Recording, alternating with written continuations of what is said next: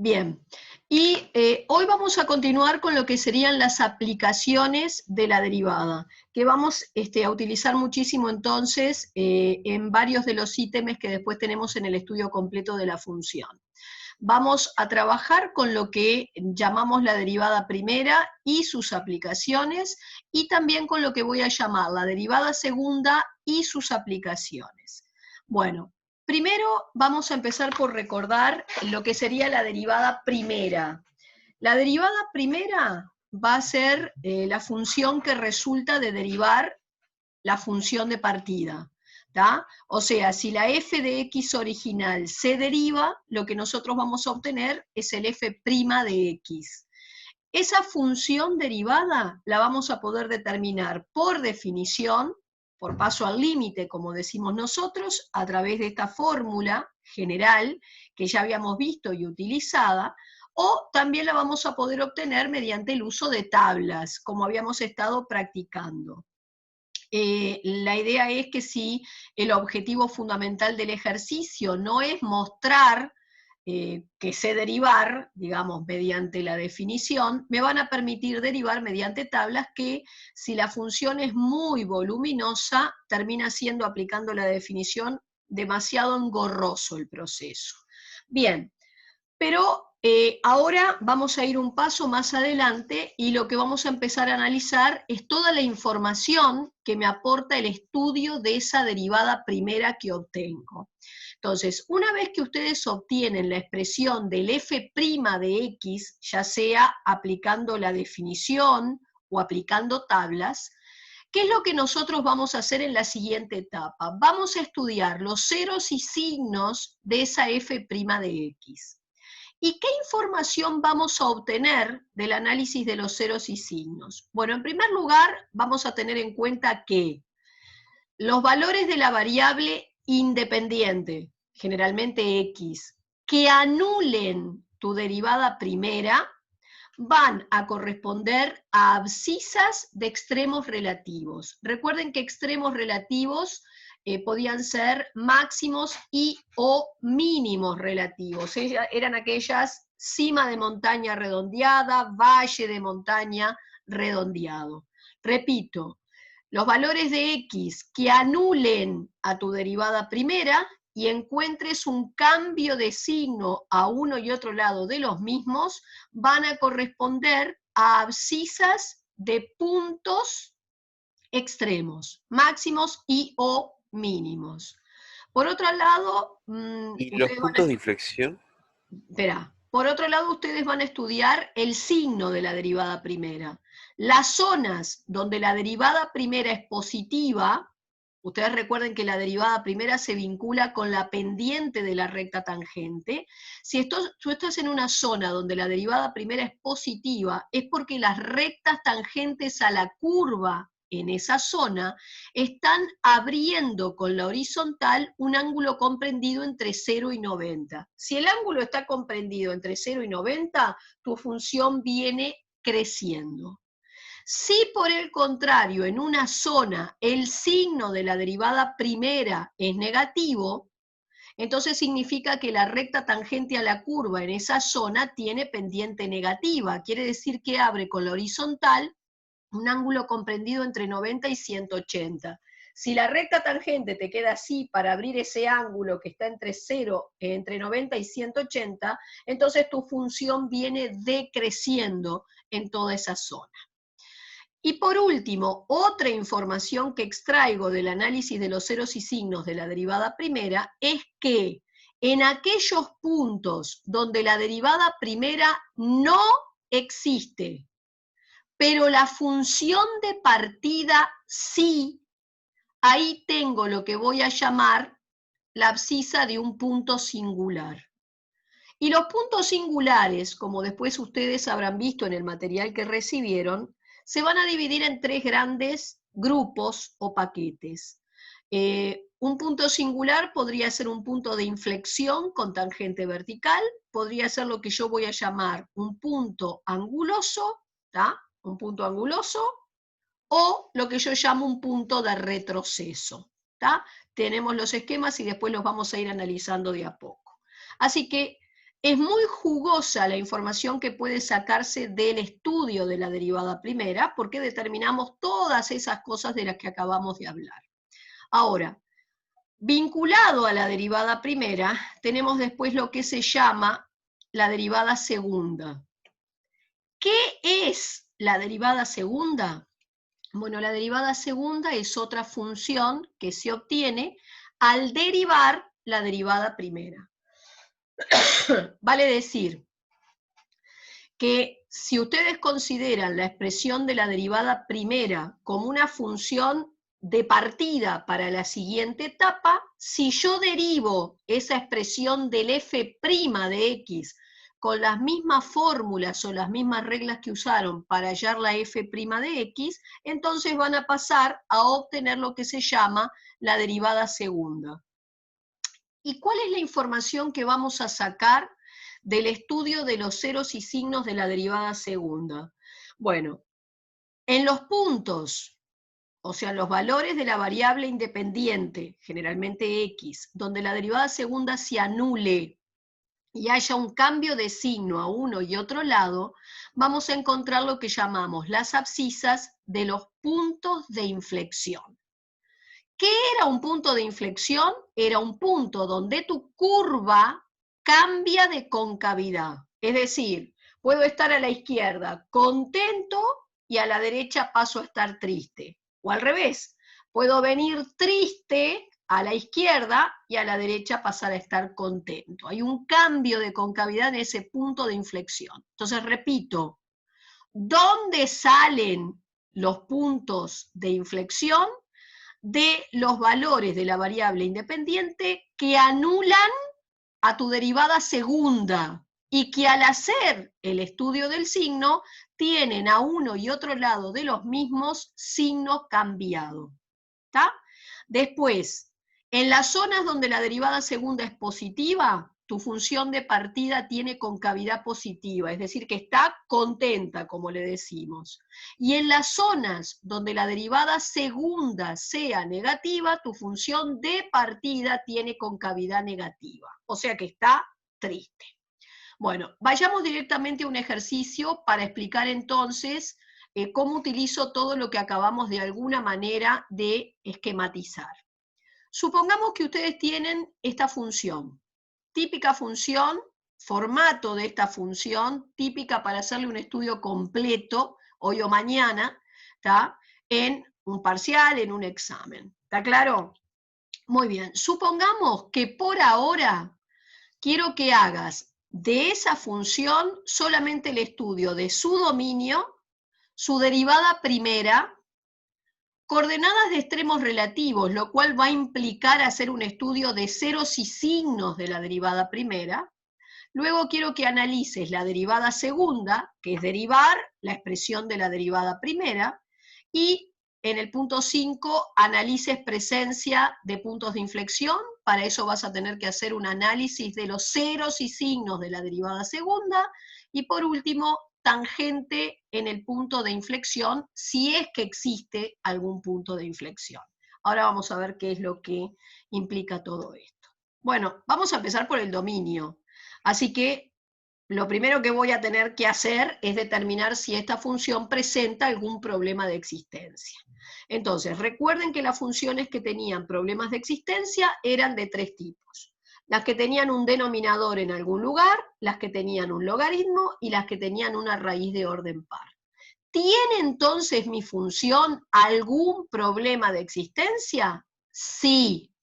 En primer lugar, tiene un denominador, no importa que sea un denominador dentro de un logarimando, es un denominador al fin, así que lo tomás, lo igualás a 0 porque querés ver cuándo se anula y te da que se anula en 1.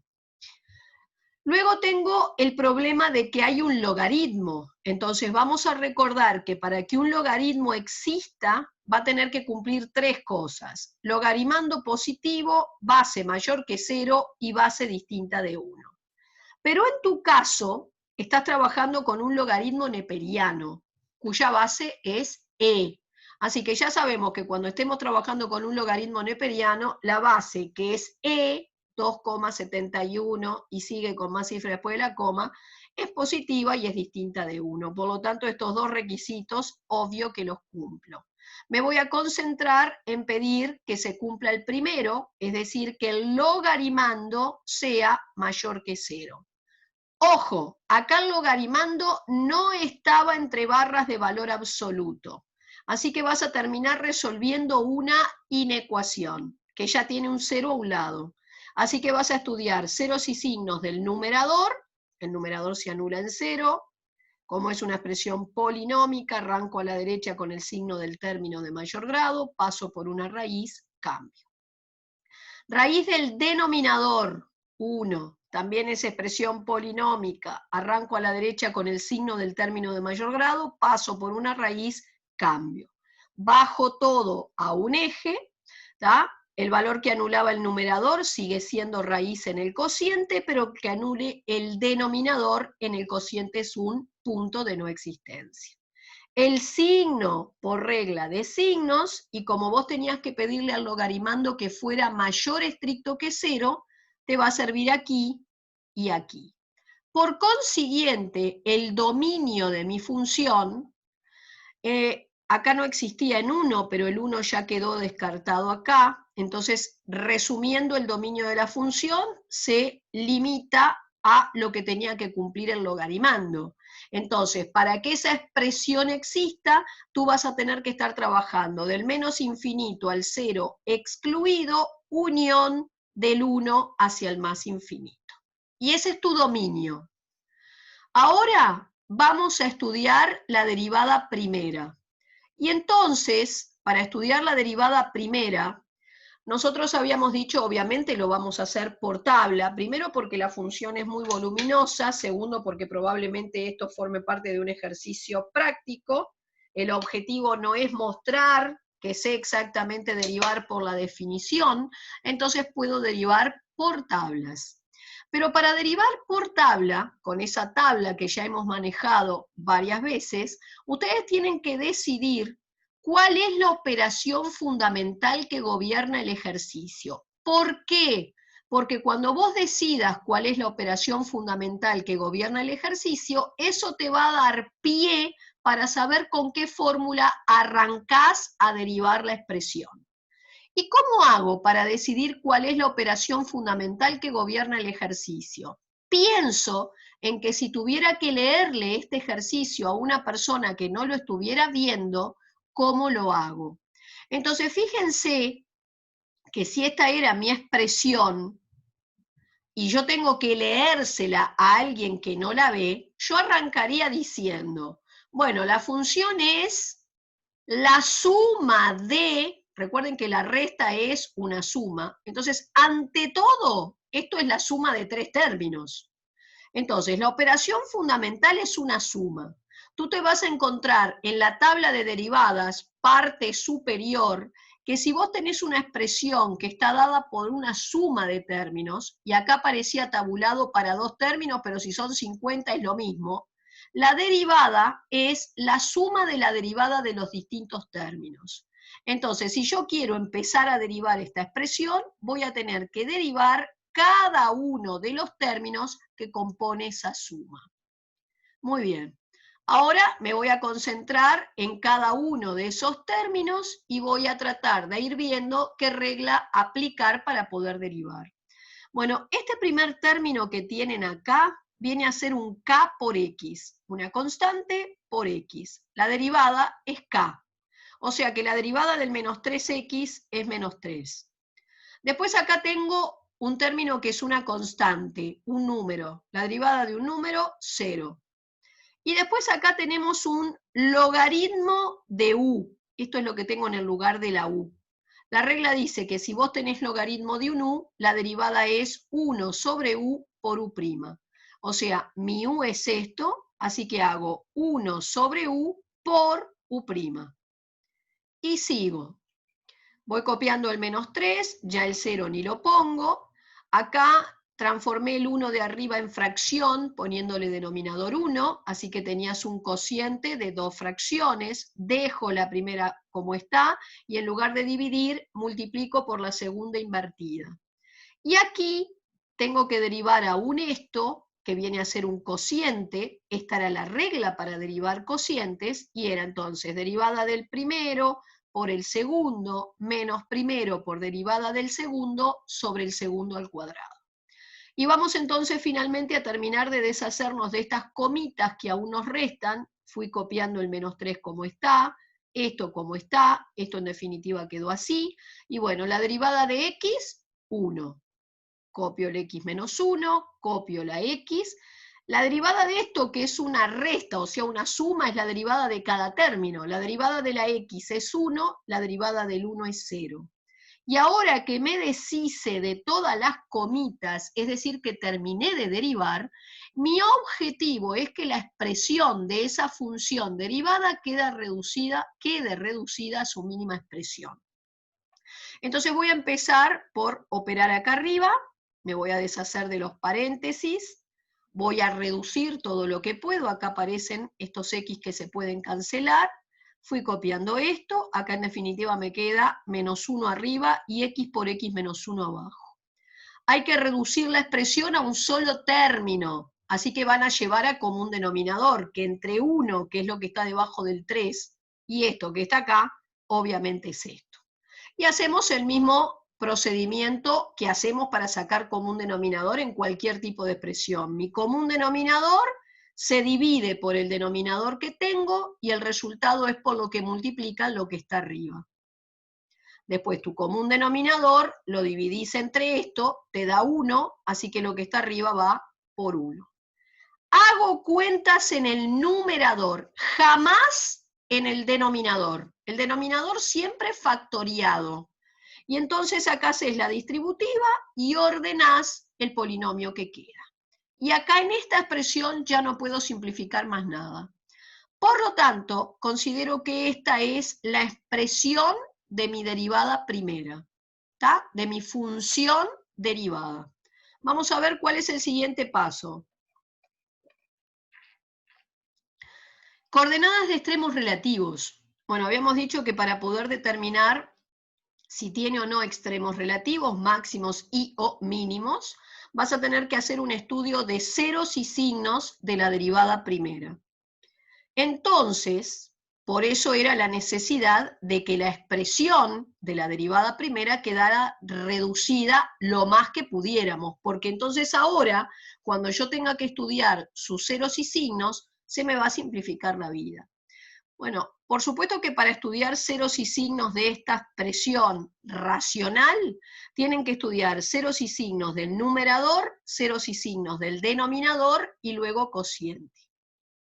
Todo esto es lo que te va a informar el análisis o el estudio de los ceros y signos de la derivada primera, como hoy lo mencionamos al inicio.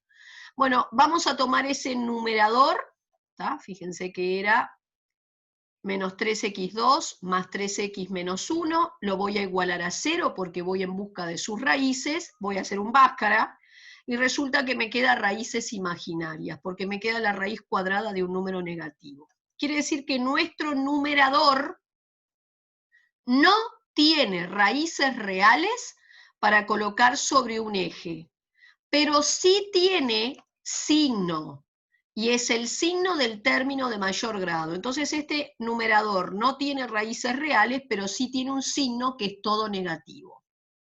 Bien. Denominador. Como lo tengo factoriado, al toque sacás las raíces. Serían 0 y 1. Entonces, denominador, raíces 0 y 1, arrancás a la derecha con el signo del término de mayor grado, por ser una expresión polinómica, que sería un x cuadrado positivo. ¿Acá? Paso por una raíz cambio, paso por una raíz cambio. Bajo todo a un solo eje. Recuerden que los puntos que anulan el denominador en el cociente pasan a ser no existe. Signo en cada zona por regla de signos. Y entonces te vas a encontrar con lo siguiente.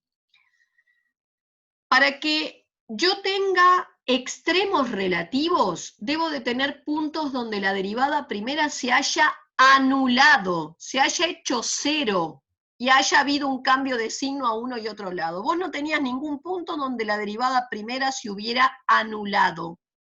¿Tá? Entonces, extremos relativos esta función no tiene. No tiene máximos ni mínimos. Sigo. Pero, bueno, a su vez, en las zonas donde la derivada te quedó negativa, tu función de partida viene decreciendo, y donde te dio positivo venía creciendo. Pero ¿qué es lo que me pasa? Si yo recuerdo cuál era el dominio de esta función, recuerden que entre 0 y 1 la función no existía. Y si la f de partida no existe, es porque en toda esa zona no tengo nada. ¿Tá? Quiere decir que tampoco va a existir la derivada primera ni la derivada segunda. Entonces, toda esta zona que va entre 0 y 1, ven que aparece tachada muy clarito, en realidad es una zona de no existencia. O sea que esto se borra del mapa. Si yo hubiera tenido un extremo relativo que hubiera caído en esta zona, lo perdías. Bien.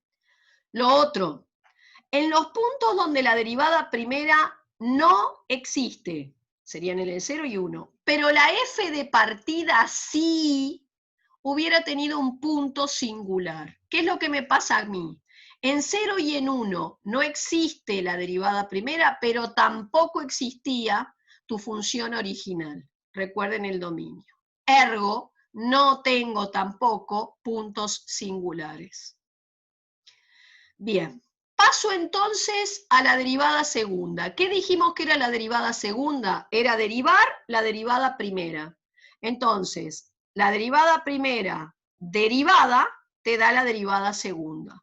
Entonces esta era mi derivada primera, es como que considero que esta es la f de partida, como que arranco de nuevo. Y voy a tener que derivar esta expresión. Tal como lo decíamos hace un momento, ustedes tienen que decidir cuál es la operación fundamental que gobierna el ejercicio. Y para mí, la operación fundamental acá, si pienso en cómo leer esta expresión, es un cociente. Por lo tanto, si la operación fundamental es un cociente, con esto en el lugar de la U y esto en el lugar de la B, esta es la regla que van a tener que utilizar para derivar. Es decir, derivada del U por B, menos U por derivada de B sobre B cuadrado. Y ahora voy a empezar lentamente a ir derivando. Fíjense que acá ustedes tienen que derivar, olvídense del resto del ejercicio, acá hay una suma. Entonces, la derivada de una suma es la derivada de cada término. Entonces, voy a derivar esto, voy a derivar esto, voy a derivar esto. ¿Cuál es la derivada de esto? Esto ante todo es un K por U. Un K por U. La regla dice que dejás el K quieto, o sea, el menos 3, y solo derivás el X2. Pero la derivada del X2 es 2X, por eso te queda el menos 3 por 2X menos 6X. ¿Cuál es la derivada de K por X? Es K. ¿Y cuál es la derivada de la constante? Es 0, por eso ni la puse. O sea que una vez que le empiezan a agarrar la mano, a familiarizarse con las reglas, hay pasitos que pueden entonces entrar a omitir o hacer mental. Todo depende de la fe que se tengan o de la práctica que hayan adquirido. Después seguí copiando la X, el X menos 1, el menos con esto que está acá, y acá tengo para derivar un producto. Ante todo esto es un producto. Según la regla hago derivada del primero por el segundo más primero por derivada del segundo. Y entonces la derivada de x es 1, esto lo copiás, esto lo copié, y la derivada de esto, que es una resta, es la derivada de x, que es 1, y la derivada del 1, que es 0. Me deshice de todas las comitas, así que ahora mi objetivo es reducir esta expresión lo más que puedas. Fíjate que acá dentro de este paréntesis recto, en definitiva, cuando yo saque los paréntesis curvos, una x más otra x son 2x, y luego te queda el menos 1. Bueno, antes de que empiecen a hacer cuentas a lo bobo en ese numerador, jamás en el denominador, aprendí a mirar para ver si no hay algún factor común que pueda sacar. En este caso, este primer término no tiene nada en común con el segundo, así que no voy a tener más remedio que empezar a hacer distributivas. Yo copié esto como está, empecé por este producto, en el siguiente paso, acá. Después tenía que hacer esto, conservé el menos y empecé a hacer esta distributiva usando un paréntesis curvo auxiliar, porque no se olviden que si se comen un signo, marchan. Bueno, ahora fui haciendo acá esta otra distributiva, tenías el menos delante de un paréntesis que cambiaba el signo de todo lo que estaba dentro, fui, digamos, agrupando términos semejantes, cancelando los que eran opuestos, y terminé llegando a esta expresión para la derivada segunda. En el siguiente paso vos vas a tener que estudiar ceros y signos de la derivada segunda, porque voy en busca de identificar si hay algún punto de inflexión y con el signo de la derivada segunda determinar concavidades de la f de partida. Bueno, fíjense que para estudiar ceros y signos de esta función racional, haces ceros y signos del numerador y del denominador. En el numerador tenés, es de primer grado, una sola raíz, un medio. Y abajo tenés raíz doble en 0 y raíz doble en 1. Así que coloqué numerador, denominador, cociente. ¿Y qué me pasó? Yo acá, recuerden que los valores que anulan el numerador siguen siendo raíz en el cociente, pero los que anulen el denominador en el cociente son no existe. ¿Qué es lo que sucede? Fui haciendo el signo por regla de signos y me encontré un valor donde la derivada segunda supuestamente se anulaba y había un cambio de signo a uno y otro lado. Pensé que ahí había un punto de inflexión. Pero ¿qué me pasa? Ese punto de inflexión lo pierdo. ¿Por qué? Porque si tú recordás el dominio inicial de la función de partida no existía en el intervalo comprendido entre 0 y 1. Tampoco va a existir la derivada primera y tampoco va a existir la derivada segunda ahí. Entonces, justo el 1 medio te está cayendo en esa zona de no existencia.